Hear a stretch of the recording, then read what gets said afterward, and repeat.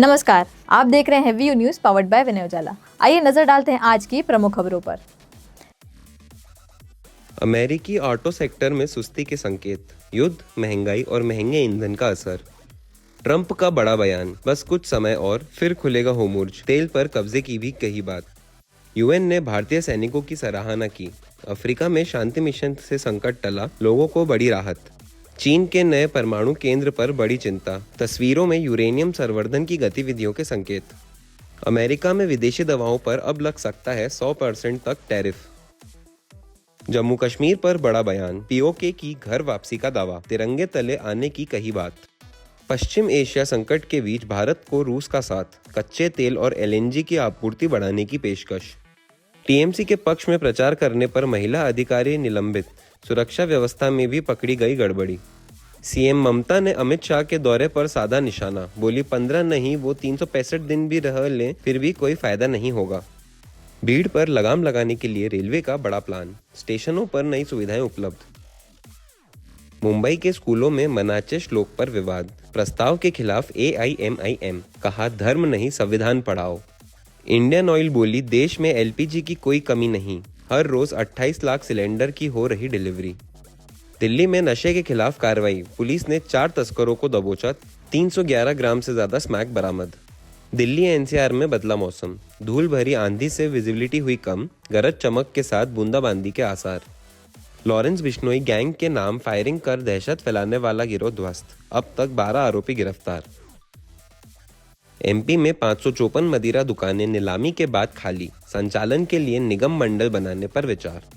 Bhopal rail मंडल की बड़ी उपलब्धि, यात्री कमाई 1000 करोड़ पार, सेवाएं हुई हाईटेक। ग्वालियर में 2.52 करोड़ की डिजिटल ठगी, फर्जी बैंक खाता खोलने वाले गिरोह के 3 आरोपी गिरफ्तार। इंदौर के प्रसिद्ध रंजीत हनुमान मंदिर में 7 अप्रैल को होगा भंडारा, 80,000 लोगों के भोजन की होगी व्यवस्था। इंदौर में डॉग बाइट का कहर, 3 महीने में 13,000 से ज्यादा लोग हुए शिकस्त, महिलाएं बच्चे भी प्रभावित। इंदौर में 10 अप्रैल से समर्थन मूल्य पर गेहूं खरीदी शुरू होगी। जिला प्रशासन ने सभी तैयारियां पूरी कर ली है और 7,000 बारदान की गठानें भी पहुंच चुकी है। इस वर्ष 42,000 किसानों ने पंजीयन भी करवाया है। प्रशासन के अनुसार पहले बारदान की कमी के कारण तारीख बढ़ाई गई थी, लेकिन अब पर्याप्त व्यवस्था हो चुकी है। इस साल 3.5 लाख मीट्रिक टन खरीदी का लक्ष्य रखा गया है, जो पिछले वर्ष से ज्यादा है। किसानों को सुविधा देने के लिए प्रत्येक केंद्र पर तोल कांटे की व्यवस्था की गई है और स्टॉल बुकिंग की अपील भी की गई है। बोनस सहित 2625 रुपये प्रति क्विंटल पर खरीदी होगी। जी, निश्चित रूप से हम लोगों ने इस बार 3.5 लाख मीट्रिक टन का टारगेट किया और जो लास्ट ईयर से करीब लगभग 70,000 मीट्रिक टन ज़्यादा किया है। कलेक्टर साहब ने निर्देश दिए हैं कि हमारे पंजीयन भी इस साल बढ़े हैं तो किसानों को किसी प्रकार की असुविधा न हो। इसके लिए हमारे पास बारदाना भी करीब 7,000 गठानें आ चुकी हैं और इसके अलावा बाकी बारदाना 10 अप्रैल तक पूर्ण आ जाएगा। हमारे पास सारी सुविधाएं पर्याप्त मात्रा में उपलब्ध हैं और 10 तारीख से सुचारू रूप से गेहूं खरीदी 90 केंद्रों पर चालू हो जाएगी। कलेक्टर साहब के विशेष निर्देश है किसानों की सुविधा छाया बैठने की, पानी के साथ साथ उनके स्लॉट बुकिंग में भी कोई असुविधा न हो और प्रतिदिन जो हमारी तोल होती है उस क्षमता को हम लोग बढ़ा रहे हैं और 10 तारीख से प्रत्येक केंद्रों को मिनिमम 4 कांटे हमाल तुलावटी और तोल कांटों की व्यवस्था करने के निर्देश दिए हैं, क्योंकि खरीदी चूँकि 2 बार डेट बढ़ चुकी है अपरिहार्य कारणों से। तो 10 तारीख से किसानों को तोल हम लोग पूरी क्षमता के साथ कर सकें, उसके भी कलेक्टर साहब ने निर्देश दिए और 10 तारीख से खरीदी सुचारू रूप से संचालित 90 केंद्रों पर होगी। किसान भाइयों से आग्रह है कि निकटतम केंद्र पे MP ऑनलाइन पे या घर बैठे भी वो अपनी तिथि का किस तारीख को उनको उपज लेके आना, कितनी मात्रा, वो स्लॉट बुकिंग अपनी चॉइस अनुसार अपनी चॉइस का केंद्र वो स्लॉट बुकिंग कल के बाद करा सकेंगे। लगभग हमारे पास इस साल 42,000 से ज़्यादा किसानों ने पंजीयन कराया है और जो विगत वर्ष की तुलना में देखें तो 8 से 9,000 पंजीयन इस बार बढ़ गए हैं और उसको देखते हुए भी हम लोगों ने भंडारण और बारदाना की व्यवस्था को सुनिश्चित किया है और पंजीकृत प्रत्येक किसान से गेहूं खरीदी, वो इच्छुक किसान जो बिक्री करना चाहते हैं उन सभी से खरीदी होगी। बोनस तो इस बार हम लोगों का 2625 रुपये में हमारा खरीदी होगा और सभी किसान भाइयों से हमारा आग्रह है कि वो अपना स्लॉट बुक जरूर कराएं और स्लॉट बुक अपनी तिथि और केंद्र पे करा लें और उनकी खरीदी 10 तारीख से प्रारंभ हो जाएगी। इंदौर के लसूड़िया क्षेत्र में पढ़ाई के दबाव से परेशान एक छात्र द्वारा आत्महत्या करने का मामला सामने आया है। पुलिस ने प्रकरण दर्ज कर जांच शुरू कर दी है। जानकारी के मुताबिक 18 वर्षीय तन्मय ने अपने घर में फांसी लगाकर आत्महत्या कर ली है। शुरुआती जांच में सामने आया है कि वह पढ़ाई के दबाव में था। परिजनों ने पुलिस को बताया कि तन्मय पढ़ाई के साथ साथ IIT की तैयारी भी कर रहा था, जिससे उस पर मानसिक दबाव बढ़ गया। फिलहाल पुलिस पूरे मामले की जांच कर रही है और अन्य पहलू पर भी पड़ताल की जा रही है। ये थाना लसूड़िया अंतर्गत स्कीम नंबर 78 का घटनाक्रम है। ये कल करीबन शाम को 4-5 बजे सूचना प्राप्त हुई थी कि एक 18 वर्षीय युवक जिसका नाम तन्मय यादव है, इसने अपने घर में ही अपने कमरे में कड़े से फंदा लगाकर अपने आप को हैंग कर लिया है। इसको फिर परिजन द्वारा अस्पताल ले जाया गया तो उसको ब्रॉड डेड घोषित कर लिया गया था। उसके बाद से थाना लसूड़िया में इसका मर्ग पंजीबद्ध कर लिया गया और अब बेचना जारी है। प्रारंभिक रूप से परिवारजनों से जब बातचीत हुई है तो उनके द्वारा पढ़ाई का और IIT JEE की तैयारी वो कर रहा था, तो उनके द्वारा आशंका व्यक्त की गई है कि संभवतः उसी का प्रेशर उसको हो सकता है। और बाकी अभी विस्तृत पूछताछ परिवार से और परिजन से अभी बाकी है, वो भी करके फिर तफ्तीश करेंगे और सभी तथ्यों को फिर बेचना में सम्मिलित किया जाएगा।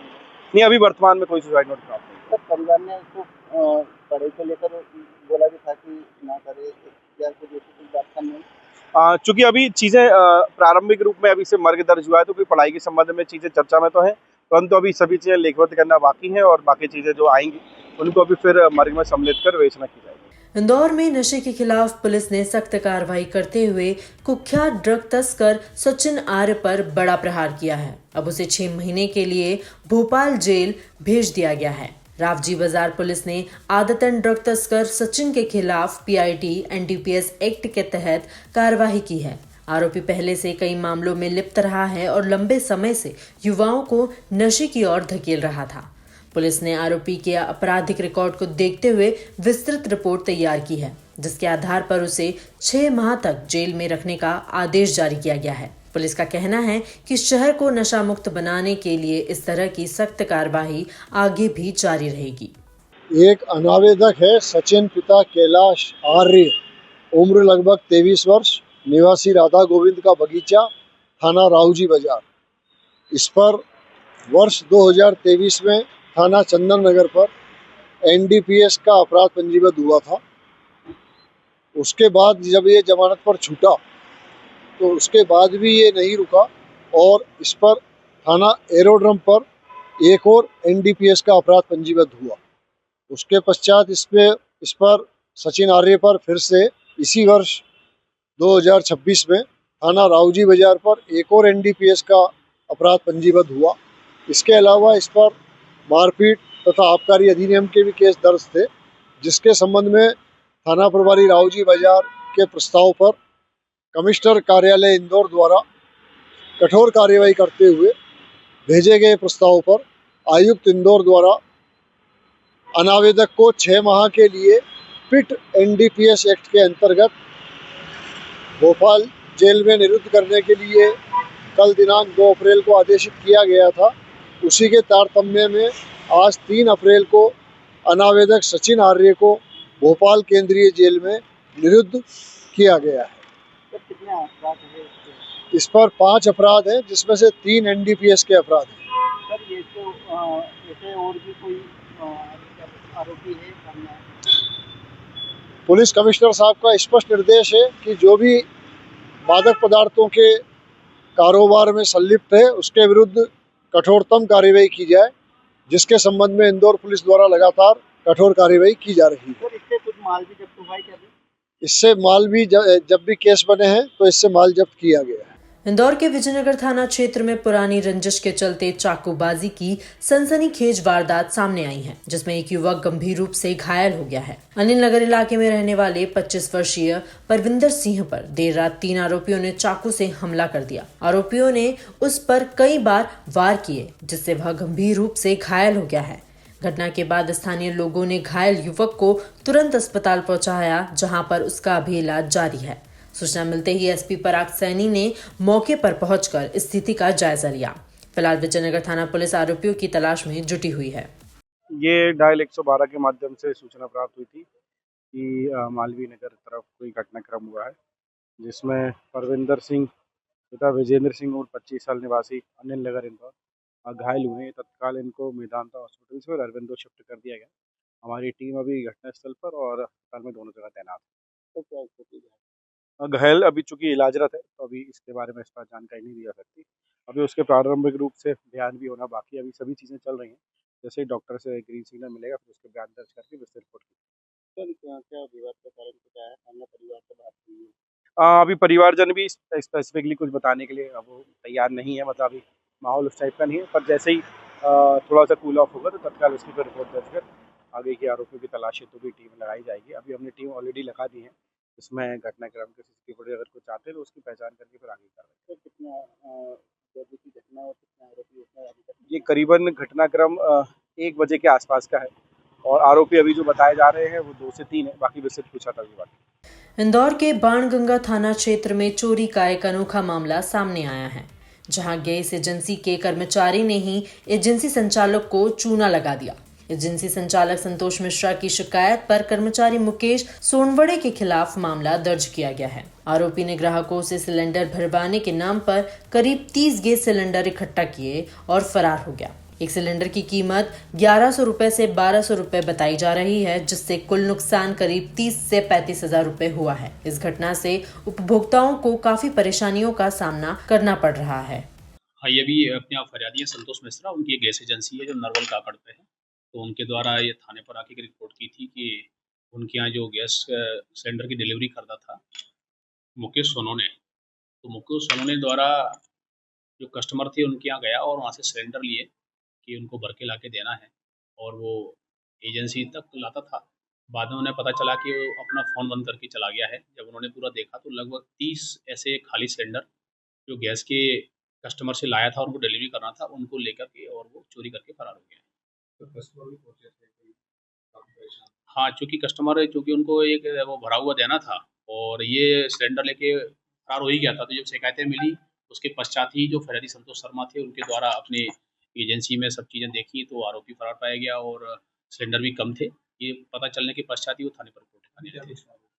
अभी इसमें चोरी की एक एफआईआर हुई है 303 बीएनएस में, और आरोपी का मोबाइल अभी बंद आ रहा है, उसकी पता किया जा रहा है और गिरफ्तारी के प्रयास किए जा रहे हैं। मध्य प्रदेश के सुल्लाखेड़ी गांव में खेत में काम कर रहे किसान पर तेंदुए के हमले से हड़कंप मच गया। हमले में किसान गंभीर रूप से घायल हो गया, जिसे अस्पताल में अभी भर्ती कराया गया है। सुल्लाखेड़ी निवासी 35 वर्षीय अर्जुन पिता मांगीलाल सुबह खेत में गुलाब तोड़ रहा था, तभी झाड़ियों से निकलकर तेंदुए ने उस पर हमला कर दिया।